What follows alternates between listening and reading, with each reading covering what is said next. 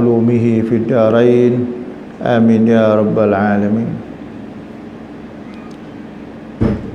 Alhamdulillah, para jemaah yang dirahmati Allah Subhanahu wa taala, dengan izin daripada Allah, malam ini kita dapat menyambung balik kuliah tafsir kita dalam suratul Baqarah. Ayat malam ni ialah ayat yang ke-7. Ayat yang ke-7 daripada suratul Baqarah. Pada 2 minggu lepas, kalau tak silap, kita telah memperbincangkan ayat yang ke-6 yang berbunyi innal ladzina kafaru sawa'un 'alaihim a anzartahum am lam tunzirhum la yu'minun. Sesungguhnya orang yang kafir sama saja bagi mereka kamu beri peringatan ataupun tidak, mereka juga tidak akan beriman. Ayat ini pada perjumpaan kita 2 minggu lepas kita dah bicarakan apakah makna kufur itu. Kemudian ayat ini ditujukan kepada siapa. Kemudian juga kita memperbahaskan sedikit suasana gambaran yang berlaku pada zaman Nabi SAW turun ayat ini pada 2 minggu lepas. Hari ini kita menyambung perbahasan. Apa yang kita sambung? Ayat yang ke-7 yang berbunyi khatamallahu ala qulubihim wa ala sam'ihim wa ala absarihim ghishawah wa lahum azabun azim. Yang memberi maksud Allah telah mengunci mati hati dan pendengaran mereka, dan penglihatan mereka ditutup, dan bagi mereka itu siksa yang amat berat. Ini sambungan ayat daripada ayat yang ke-6 dulu. Baik tuan-tuan, ayat yang ke-6 dengan yang ke-7 hari ini kita bahas adalah ayat yang Allah Subhanahu wa taala turunkan kepada Nabi Muhammad sallallahu alaihi wasallam untuk menceritakan tentang perihal orang-orang yang kafir. Setelah kita menceritakan daripada ayat pertama hingga kepada ayat yang ke-5 dulu, cerita ciri-ciri orang-orang yang beriman. Jadi ayat yang 2 ayat ni, yang 6 dan 7, menceritakan tentang perihal orang-orang yang kafir. Kekufuran itu berlaku antaranya yang disebut oleh Allah Ta'ala dalam Quran. Kekufuran itu berlaku ialah kerana khatamallahu ala qulubihim. Allah Subhanahu wa taala kunci mati hati mereka. Allah Ta'ala kunci mati hati mereka. Dalam Al-Quran sebut khatamallahu ala qulubihim. Punca kepada kekufuran berlaku, punca kepada keingkaran itu berlaku ialah kerana Allah Ta'ala kunci mati hati mereka. Jadi tuan-tuan, hati ini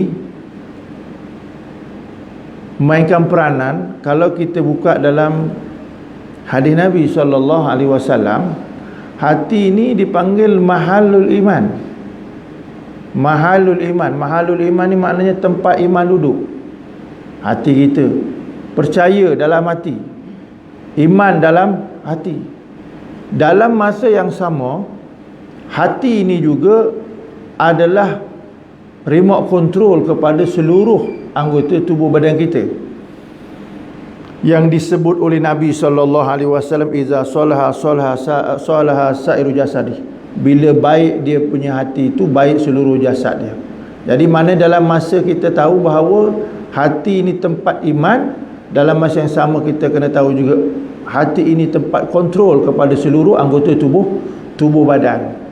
Jadi maknanya kepada kita hati ini penting untuk kita tahu. Kalau tak jaga, Quran dah sebut antara punca kekufuran itu berlaku ialah sebab hati itu ditutup oleh Allah. Hati itu ditutup oleh Allah. Maksud hati itu ditutup oleh Allah, maknanya dikhatamkan oleh Allah, ialah hati itu payah nak nerima kebenaran. Nak nerima kebenaran payah. Tu. Kan? Dia sebut 3 kat situ.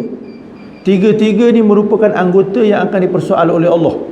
Apa dia? Pertama hati, nombor 2 wa ala sam'ihim, dan atas telinga mereka, pendengaran mereka. Kita nak dengar kebenaran mesti ada telinga. Tapi telinga yang Allah Subhanahu Wa Taala tutup, walau kita cakap macam mana pun, dia tidak akan menerima kebenaran.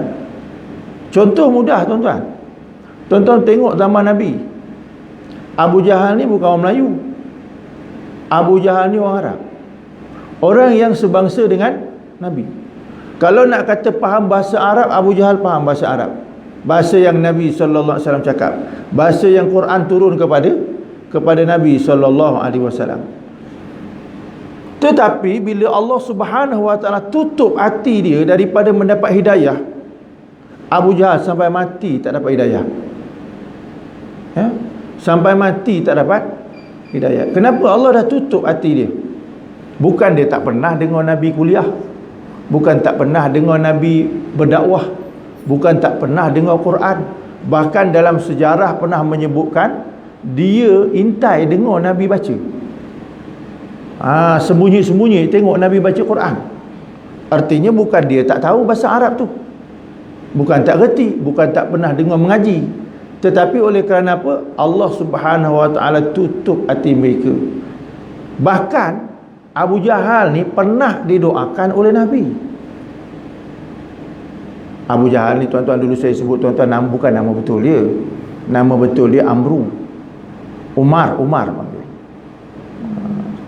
Sebab Nabi pernah berdoa, ya Allah, ya Tuanku, kau menangkan Islam ni dengan salah satu daripada dua Umar.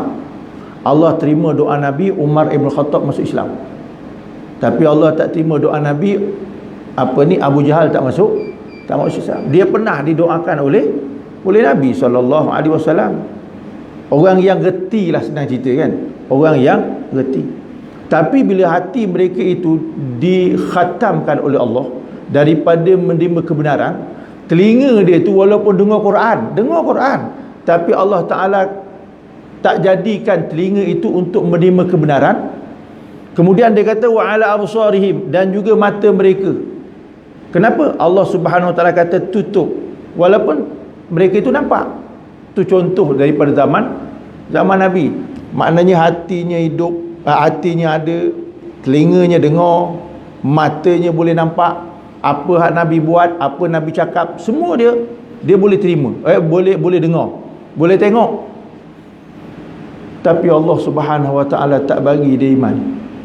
Allah tak bagi dia iman. Itu contoh zaman Nabi. Jadi kalau kita buat perbandingan zaman hari ni tuan-tuan, tiga benda lima ni tadi, kalau Allah Subhanahu Wa Taala tak izin untuk dapat hidayat, untuk dapat kebenaran, dia duduk majlis ilmu dengar pun tak akan dapat. Itu. Sebab tu tuan-tuan, kita ni kena minta dengan Allah Subhanahu Wa Taala. Minta apa dia? Iaitu kita kena minta hati kita itu Allah Ta'ala buka, jangan dibolak-balikkan. Telinga ni yang dah dengar, jadikan telinga yang boleh mendengar kebenaran, mata yang boleh melihat kebenaran. Kalau tidak tuan-tuan, mata yang sihat, telinga yang dengar ni, hati yang sihat ni, dia tak mampu nak terima kebenaran, tak mampu. Sebab tu Nabi SAW selalu berdoa. Apa Nabi kata? Allahumma ya muqallibal qulub, sabbit qulubana ala dinika wa ala ta'atik.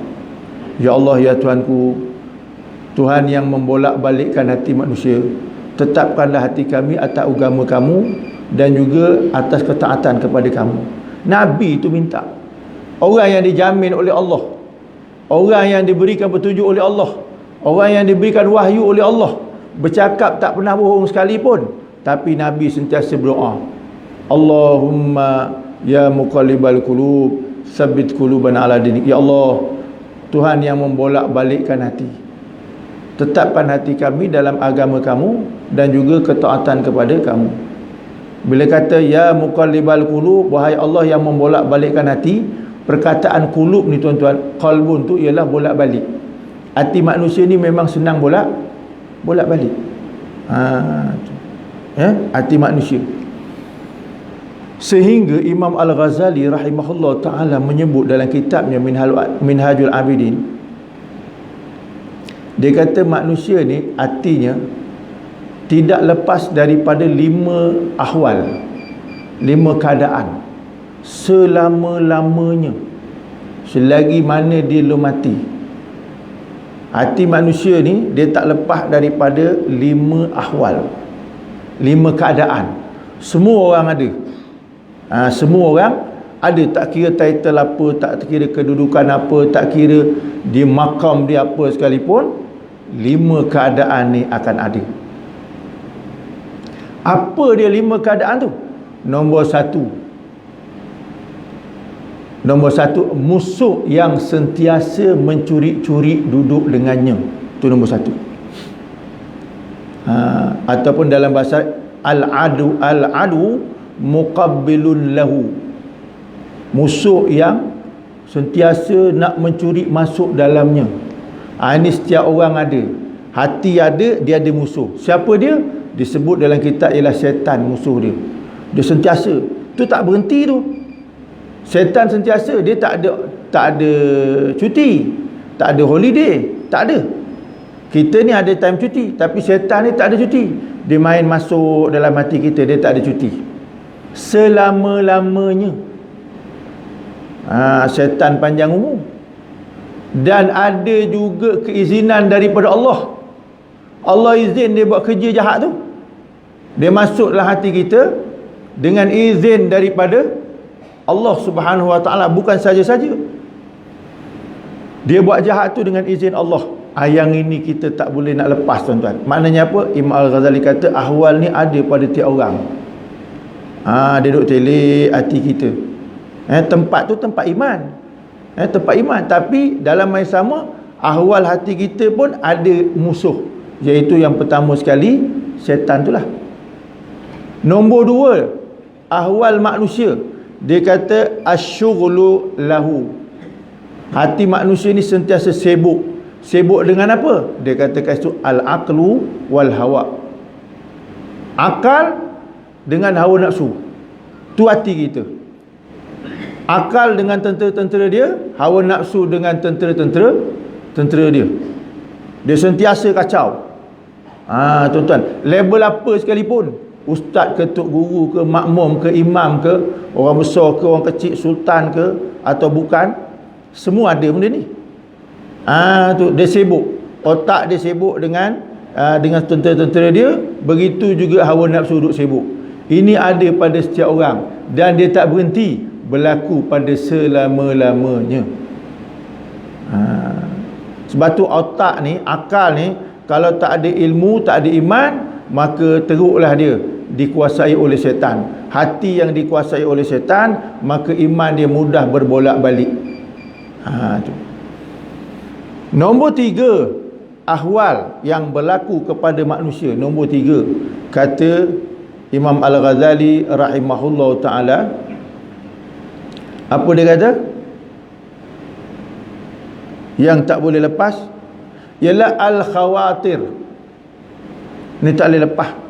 Lintasan-lintasan. Kita duduk, tuan-tuan duduk kuliah ni, tengah duduk kuliah ni telinga dengar, tapi hati tu ada lintasan macam-macam. Kalau dia tak jaga sungguh-sungguh hati tu, walaupun tuan-tuan duduk je, tuan-tuan dengar, tapi hati tu ada khawatir, lintasan-lintasan jahat. Duduk kan, sejuk sangat pula hari ni hati, kan, telinga dengar. Tu contoh, kan.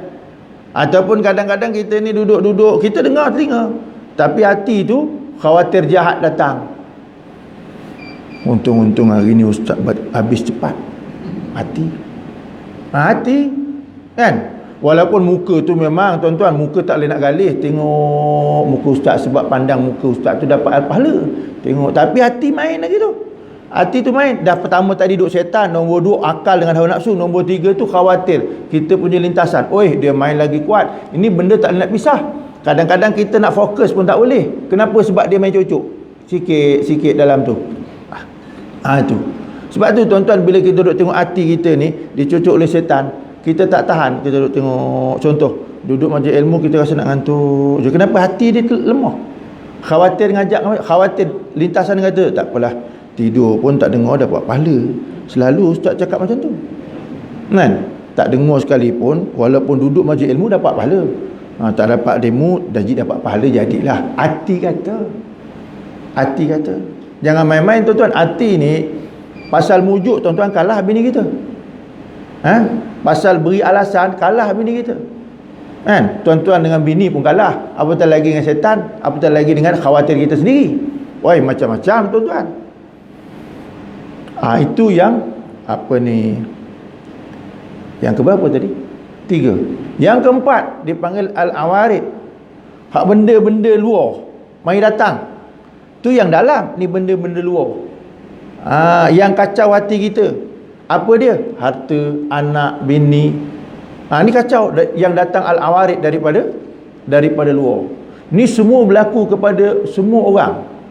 Kalau ilmu tak ada, kalau diri tak jaga sungguh-sungguh, maka hati tu terbalik, tonggang terbalik. Sebab itulah tuan-tuan, bila hati ni tonggang terbalik, dia tak tetap dalam agama. Bila dia tak tetap dalam agama, dia tak akan tetap dalam ibadat. Bila dah tetap dalam ibadat, apa jadi?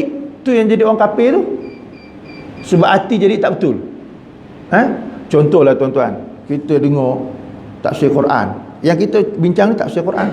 Ayat datang daripada Allah yang disampaikan oleh Nabi SAW. Ustaz pun sampaikan. Tuan-tuan pun dah dengar, akal pun dah terima. Akal tadi dah dengar, telinga dah dengar. Keluar je surau, duduk dengan member. Ustaz tu cakap betul ke? Contohlah tuan-tuan, mulut tadi keluar, ustaz tu cakap betul. Hasil mana? Hasil dorongan siapa? Hasil daripada hati tadi yang kotor. Hati tadi yang penuh dengan setan punya godaan, hati tadi yang terpengaruh dengan akal yang tidak sihat dan hawa nafsu, hati tadi terpengaruh dengan khawatir-khawatir yang jahat. Bila terpengaruh macam tu, kita duk tengok tuan-tuan, walaupun tadi telinga dengar. Apatah lagi kalau ayat ni kata telinga ditutup oleh Allah Subhanahu Wa Taala. Telinga ditutup ni bukan pekat. Faham tuan-tuan? Khatam Allah tu bukan maknanya pekat, bukan maknanya buta. Sebab cerita ni cerita Abu Jahal. Abu Jahal dia bukan tak nampak Nabi, bukan tak dengar apa Nabi cakap, bukan hatinya tak faham apa Nabi cakap. Tapi kenapa hati dia ada apa tuan-tuan? Hati dia, kalau mengikut dalam sejarah, Abu Jahal ni dia ada pernah buat statement, dan statement ini dirakamkan oleh ahli-ahli sejarah dalam kitab-kitab tafsir. Kalau tuan-tuan tengok ayat 33 kalau tak silap tuan-tuan, Al-An'am tu ada ayat yang disebutkan oleh ulama, oleh ahli sejarah dalam kitab tafsir Ibn Katsir tu, iaitu dialog siapa? Abu Jahal ni dengan pengikut dia. Apa dia?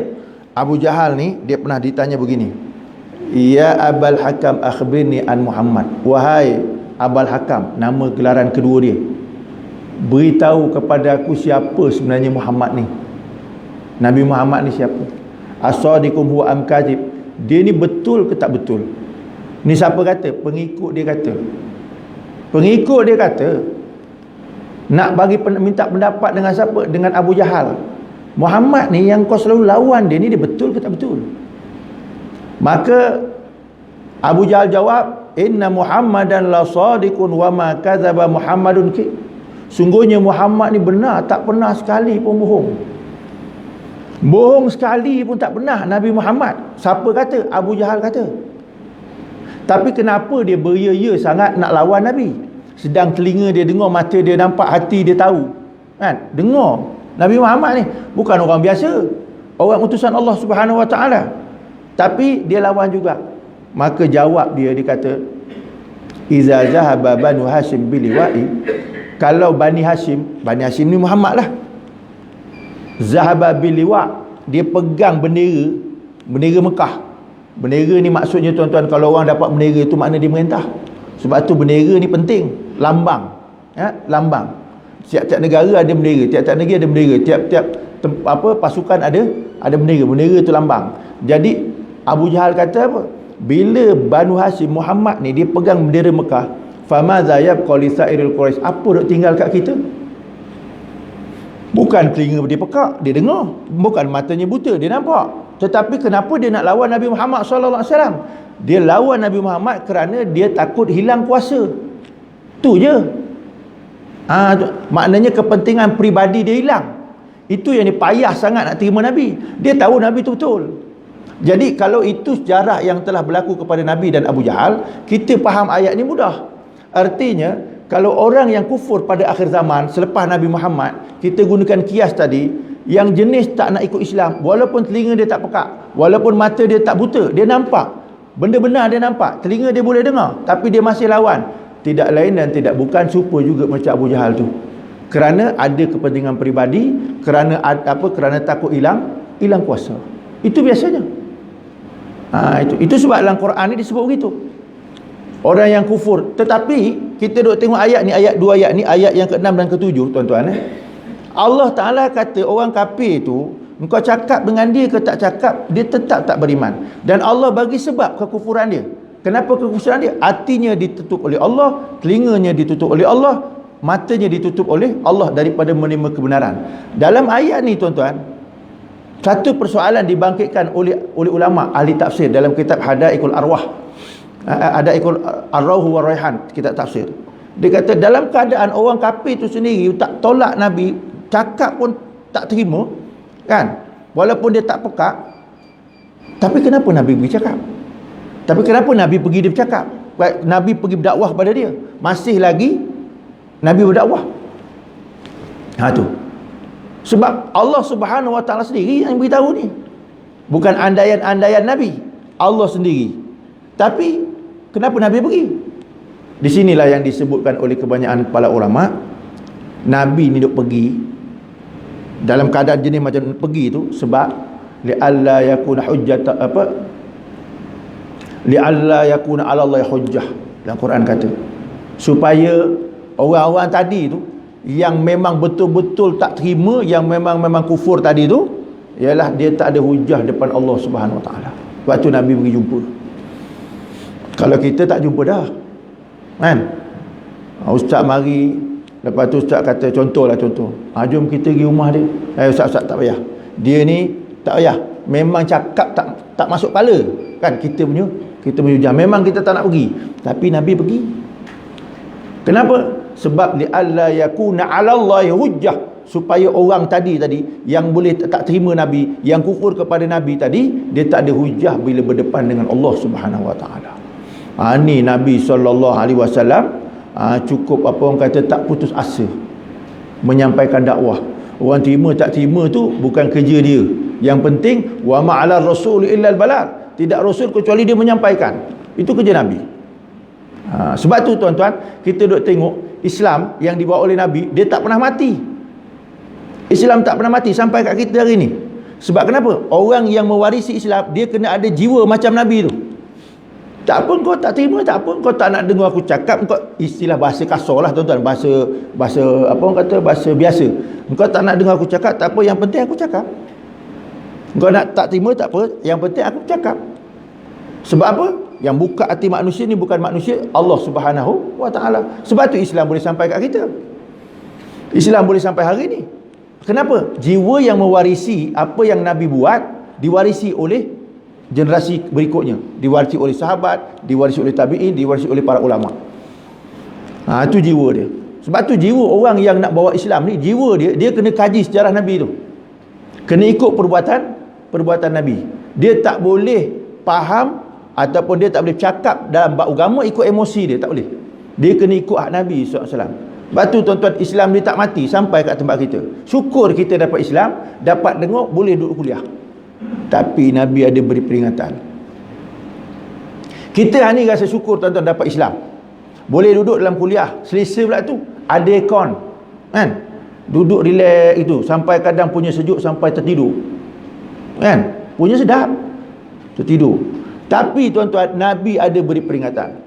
Badal Islamu gharib wa yas'udu wa sayaudu kama bada'a fatuba lil ghuraba. Nabi kata Islam itu datang asing. Maksudnya apa? Zaman Nabi, bila Nabi bawa Islam, orang Arab yang majoriti ketiga jahiliah tadi nampak pelik apa Nabi buat. Sampai apa Nabi buat ni tuan-tuan kena provokasi. Contoh, Nabi pernah semayang dekat Masjidil Haram tuan-tuan. Contoh, Nabi pernah semayang. Masa Nabi sujud ni, Abu Lahab datang bawa perut unta letak dekat kepala Nabi. Letak dekat kepala Nabi. Tu suasana awal masa Nabi mendakwahkan Islam. Maknanya dia tengah sujud, Abu Lahab bawa perut unta letak kat kepala Nabi. Nabi tak angkat kepala. Aisyah sedih tengok. Aisyah, Fatimah, anak dia bersihkan Aisyah. Itu suasana Nabi awal ketiga bawa Islam. Maknanya nak semayang, kepala kena perut unta, letak perut unta. Kita semayang tuan-tuan tak ada orang pijak pun kepala. Itu pun semayang tak nak. Tengok zaman Nabi.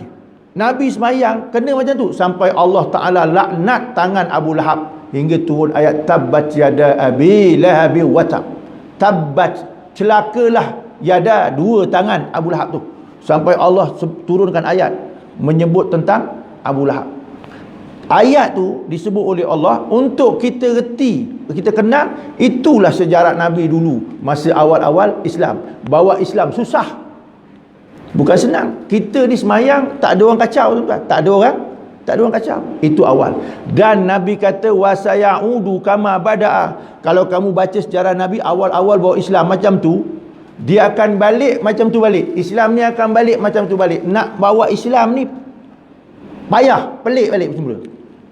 Macam pelik balik semula. Itu kata Nabi, fatuba lil ghuraba, maka beruntunglah bagi orang yang asing. Yang pelik tu tadi tuan-tuan, beruntung bagi orang yang pegang Islam. Tuan-tuan boleh tengok syarah hadis ni tuan-tuan. Ada satu kitab, nama kitab hadis 40 akhir zaman, yang dikarang oleh Tuan Guru Ahmad Fahmi Zamzam, yang baru meninggal lagi tu tuan-tuan. Tuan Guru daripada Kalimantan. Dalam kitab hadis tu dia ada hadis ni, dia syarahkan hadis ni tuan-tuan. Dan kita kena ingat apa yang disebutkan oleh Nabi sallallahu alaihi wasallam. Memang seronok tuan-tuan kita duduk kuliah.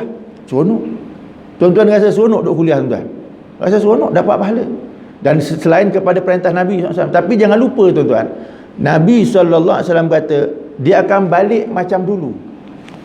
Nak kuliah payah Nabi dulu tuan-tuan, sampai terpaksa buat kat rumah orang. Siapa rumah yang kena guna? Iaitu rumah Arqam Ibnu Arqam. Kena buat kuliah situ, buat usrah situ. Sampai orang yang ke-40 masuk Islam. Siapa dia? Sayyidina Umar. Umar orang ke-40. Dr. Mustafa Subai sebut dalam kitabnya As-Sirah An-Nabawi Durus wa Ibar. Orang ke-40 masuk Islam iaitu Sayyidina Umar di rumah Arqam Ibnu Arqam. Dan dikaji sahabat-sahabat 40 orang yang masuk tu, tidak ada satu orang sahabat pun yang terjerumus dalam sifat munafik. Hak yang 40 orang tu, tak ada satu pun. Itu tuan-tuan kuliah kat mana? Kuliah dekat rumah orang Arqam Ibnu Arqam. Kita hari ni masjid ada, surau ada, nak kuliah pun takut lagi. Nak datang kuliah pun takut lagi. Kadang-kadang hak yang datang surau, datang masjid, pergi kuliah, tak bebas daripada iman yang tulen, termasuk golongan orang munafik. Itu tuan-tuan kita bimbang. Dan yang munafik ini kita akan bahas pada ayat yang ke-9 sampai kepada ayat yang ke-20. 13 ayat cerita orang munafik. Tapi apa yang kita kena faham kat sini ialah cerita ayat orang kafir tadi tu, yang ditutup oleh Allah akan hati dia, mata dan telinga. Kalau kita duk fikir tuan-tuan kat sini, fikir secara biasalah. Bila kata Allah tutup mata telinga tu, pada kita rasa memang orang ni buta pekak. Kan sekali mbas cakap gitu kan. Sampai apa ni, nak menerima kebenaran pun payah. Tapi kalau kita rujuk balik kepada sejarah Nabi, Abu Jahal tu orang yang tak pekak, orang yang boleh tengok. Tu sebab tu tuan-tuan, kadang-kadang yang jenis orang yang tak terima kebenaran ni bukan orang yang bodoh, orang yang pandai, yang mata celik, yang telinga dengar, yang hati tu bijak, kan? Tu jaga-jaga tuan-tuan. Jaga-jaga, jangan sampai ditutup mata, telinga dan juga hati oleh Allah Subhanahu Wa Taala. Kena doa banyak. Allahumma ya muqallibal qulub, tsabbit qulubana ala din. Ini yang disebut oleh Nabi. Kalau kita baca sejarah Nabi tuan-tuan, Nabi ni orang pilihan Allah. Cakap tak pernah bohong. Dia ni cakap berdasarkan wahyu, kan? Tapi dia masih lagi berdoa, Allahumma ya muqallibal qulub, ya Allah kau jangan bolak-balikkan hati aku. Nabi ni manusia yang dibimbing oleh Allah Ta'ala. Hidup dia, cakap dia, perbuatan dia, sehingga cakap, perbuatan dia dan diam dia tu dijadikan hujah dalam bab kitab mustalahul hadis. Hadis tu makna dia apa? Aqwalun wa af'alun wa taqrirun wa sifatun minan nabi sallallahu alaihi wasallam. Perkataan, perbuatan, takrir nabi, diamnya nabi dan sifat nabi, itu adalah hadis nabi sallallahu alaihi wasallam.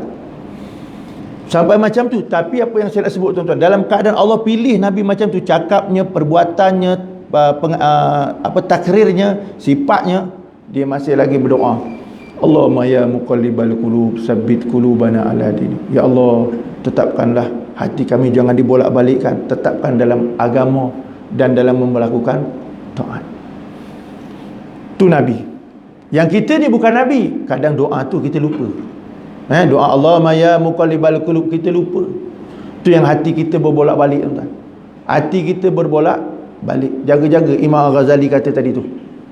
Hati kita bila berbolak-balik, jangan main-main, tuan-tuan. Bila dia dah gelap, diumpamakan dalam kitab tu, dia kata awarid yang datang. Awarid ni makna benda keluar yang kacau hati.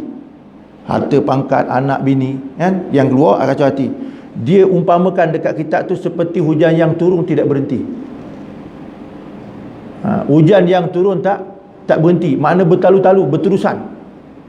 Hujan yang turun ni pula macam-macam bentuk. Ada yang bentuk gerimis, ada yang bentuk hujan lebat, ada yang bentuk hujan batu. Tuan-tuan, artinya apa? Orang yang menerima benda luar ni yang mengganggu ke hati, dia macam tu. Kadang-kadang ada hak macam gerimis sikit aja, tapi basah. Kena hujan lebat, basah, kuyup. Tu tambah lagi. Kena hujan batu, bukan basah, kuyup, silat-silat mati. Tu tuan-tuan, artinya hak benda gangguan luar ni, hak yang kacau hati. Sebab tu hati ni kena jaga, tuan-tuan. Kena cukup jaga, jangan main-main. Dan benda ini ada pada setiap orang. Ada pada setiap orang. Bila dia kacau, na'udzubillah. Bila dia kacau, na'udzubillah. Tu tuan-tuan. Dan kalau Allah Subhanahu wa taala khatamkan hati manusia, dibolak-balikkan dan ditarik iman, na'udzubillah. Tuan-tuan boleh baca sejarah Bal'am Ba'urah. Siapa dia Bal'am Ba'urah dalam sejarah? Yang disebut oleh Allah Ta'ala dalam Quran juz 9 tu. Bal'am Ba'urah ni orang zaman Nabi Musa AS. Dan dia bukan orang biasa-biasa, tuan-tuan. Dia ni orang yang doanya makbul di sisi Allah Subhanahu wa taala. Ahli ibadat. Ahli ibadat, tuan-tuan. Tapi tuan-tuan, dia ni tuan-tuan orang yang makbul doanya. Jadi kaum dia jumpa dia, Bal'am Ba'urah jumpa dia sebab dengar dia bakal dimusnahkan oleh Nabi Musa. Maka jumpa dia, minta doa. Minta doa. Dia doa, makbul doa dia, Allah terima. Tapi tuan-tuan, dalam sejarah, bila dia doakan supaya Nabi Musa sesat jalan, Nabi Musa sesat jalan, jangan sampai kepada kaum dia punya bangsa dia. Tuan-tuan, bila Nabi Musa, tuan-tuan, tersesat dalam hutan, tak jumpa jalan, Nabi Musa tanya kepada Allah, wahai Allah, ni kenapa? Apa sebab punca ni? Sampai aku boleh tak sampai tempat yang kau perintahkan ni? Allah beritahu apa tu? Bal'am Ba'urah punya doa. Nabi Musa pun doa juga, ya Allah, siapa yang menyebabkan aku sesat masuk dalam hutan ni, bukan sesat agama, sesat masuk dalam hutan ni, kau cabut iman dia. Dalam kitab tafsir sebut Bal'am Ba'urah ni, tuan-tuan, keluar daripada dadanya seperti burung merpati. Imannya keluar, tuan-tuan. Artinya kalau iman ini dicabut oleh Allah Subhanahu wa taala, na'udzubillah. Tu bahaya, tuan-tuan. Dan iman ini pula dia kena jaga, dia mesti ada baju dia ataupun pembalut dia tu mesti ada adabnya. Kalau adab tak jaga, tuan-tuan, iman pun boleh tercabut. Sebab itu kata Nabi, man la adaba lahu la imana lahu. Orang yang tak ada adab, dia tak ada iman. Orang tak ada adab, tak ada iman. Tuan-tuan tengok Nabi SAW nak ambil semayang, jumpa dengan Allah Ta'ala dekat Mi'raj, tuan-tuan, dia punya adabnya macam-macam. Adab dia jumpa adab masa Isra', adab masa Mi'raj. adabnya macam-macam. Tiba-tiba kita ni tuan-tuan belajar adabnya tak jaga tuan-tuan. Allah Ta'ala boleh cabut bila-bila masa. Tu. Tuan-tuan nak tanya sikit tuan-tuan, ni Isyak masuk berapa? 8 6 mana satu 17. Oh, lama lagi. Tak apalah tuan-tuan, sambung sikit lagi. Isyak saya berhenti. Tuan-tuan jangan ada dalam hati tu kacau. Jangan bimbang ustaz kata Isyak berhenti. Betul tuan-tuan, kena ingat tuan-tuan. Itu kena ingatkan selalu. Sebab seorang ustaz, seorang tok guru, seorang alim, dia kena ingatkan anak murid dia selalu. Tapi kalau dia sendiri tergelincir, dengan orang yang ikut sekali tergelincir. Nabi kata idza zalatul alim zalatul alam. Bila orang alim itu tergelincir, yang ikut dia sekali tergelincir. Sebab tu pesan-pesan sangat tuan-tuan tu, hati kita kena jaga. Hati kita kena jaga. Sebab apa? Itu mahallul iman. Hati itu tempat iman. Hati itu tempat iman. Dan hati itu juga banyak musuh-musuh dia. Tu yang nak kena jaga sungguh tu. Nak kena jaga sungguh. Jangan sampai kita jatuh ataupun keluar iman daripada tempat dia tu. Saya tuan-tuan akan berhenti bang Isyak. Sebab tadi masa masuk ni tuan-tuan, dia tak berapa selesa perut. Lepas mayang terus pergi keluar. Bukan tak sihat tuan-tuan, perut dia tu. Perut ni kadang nipu tuan-tuan. Saya pernah sebut dulu kan. Pernah sebut perut nipu. Tu kadang-kadang nak layan perut tuan-tuan pening.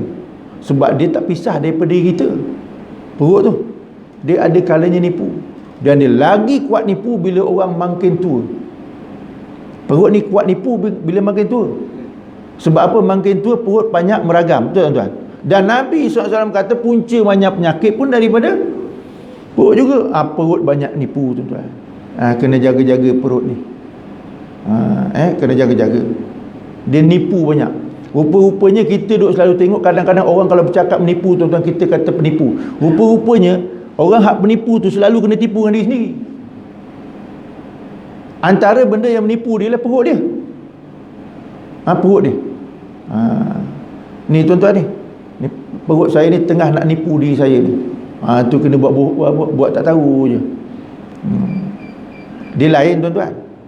Orang yang mengajar, orang yang menyampaikan ilmu dengan orang yang duduk macam ilmu, dia ujian dia lain. Ujian dia lain. Tu. Kadang-kadang dia kacau. Kacaunya macam itulah. Otaknya, hatinya, perutnya. Semalam tuan-tuan, Allah Subhanahu Wa Taala jadualkan saya pergi kuliah kat Tangkap malam. Tapi dalam perjalanan sampai Jementas saya balik semula. Tu perut mula kacau. Kat sini pun sama juga. Tapi kita kata ingat hadis Nabi. Kadzaba batnak. Perut kamu tu pembohong. Tuan-tuan. Perut kita kadang jadi pembohong kepada kita. Tu kena jaga-jaga.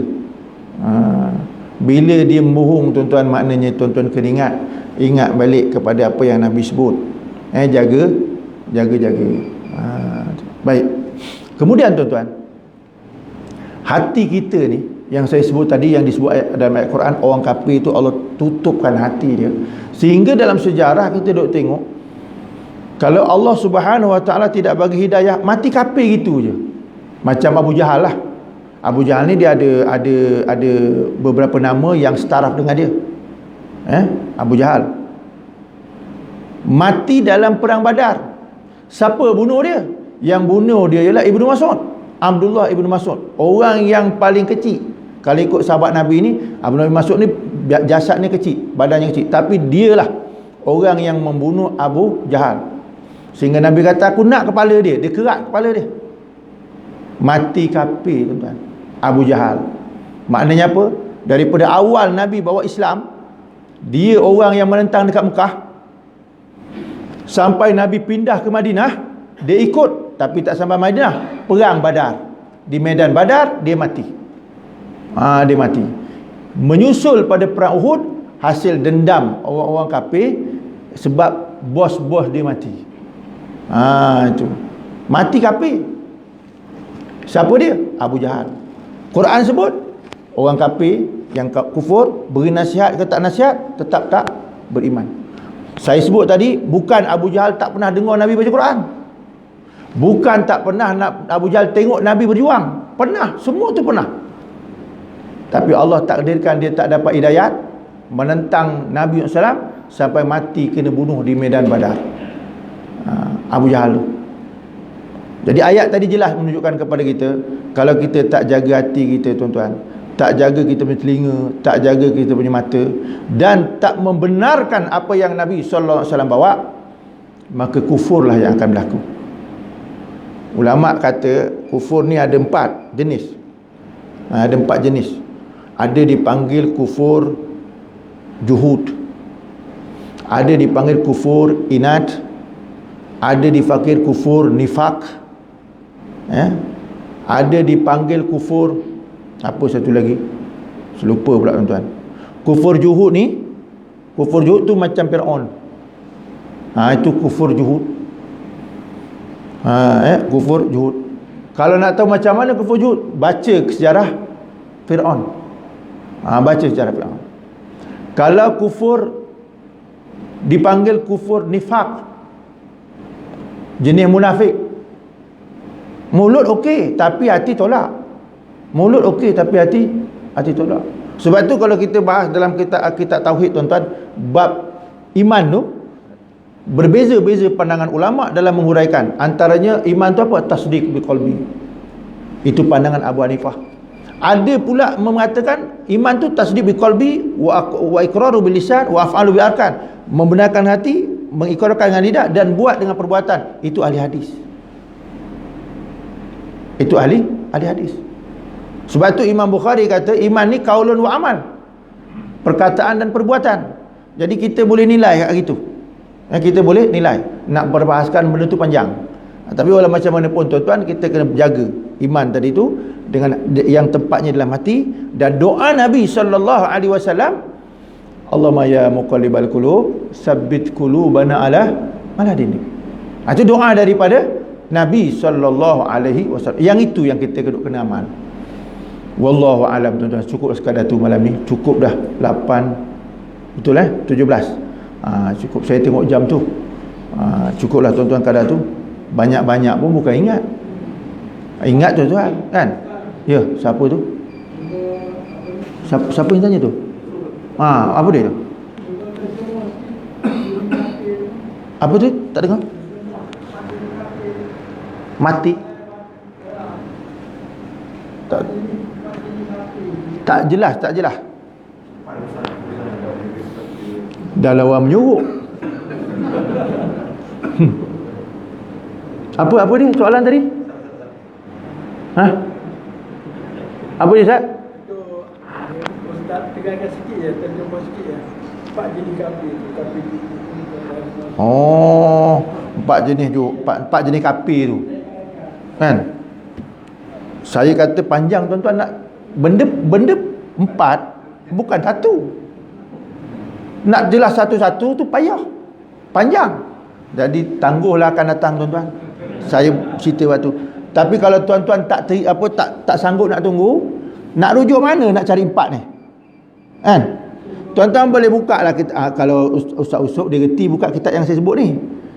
Kitab satu Tafsir Munir Dr. Wabah Zuhaili, ataupun kitab satu lagi kitab Hadaiqur Rauh war Raihan. Ni orang yang khadim Masjidil Haram, mazhab Syafi'i. Tapi kitabnya paling banyak, 40 jilid lebih. Dalam jilid yang pertama disebutkan 4 jenis kupu ni yang saya sebut tuan-tuan, 4 jenis. Tapi kalau nak tahu betul-betul, kami sunlah tuan-tuan, continue next week lah orang katakan. InsyaAllah tuan-tuan, kita ni belajar sikit tapi faham, jangan banyak tapi tak reti. Boleh faham tuan-tuan? Sambungkan datang. Wallahu a'lam. Aku lu qouli hadza wa astaghfirullah li wa lakum. Bismillahirrahmanirrahim. Allahumma inna nas'aluka ilman nafi'an, qalban khashi'an, wa amalan mutaqabbalan, wa rizqan hani'an, wa sa'an mubarakan, yaqinan shadiqan, alhamdulillahirabbil alamin. Assalamualaikum warahmatullahi wabarakatuh.